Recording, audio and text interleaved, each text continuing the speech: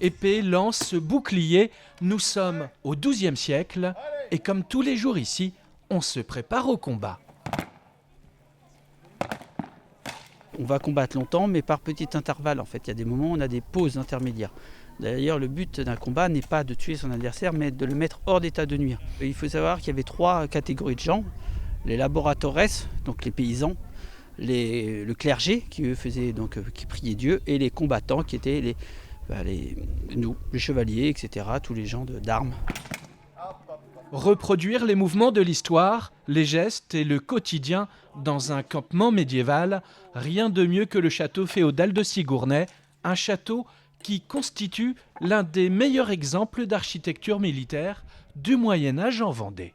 Les premières traces du château datent de 1035, donc c'est très ancien, mais c'est sûrement pas le château actuel. Celui-ci a été, j'ai envie de dire, remanié après la guerre de 100 ans.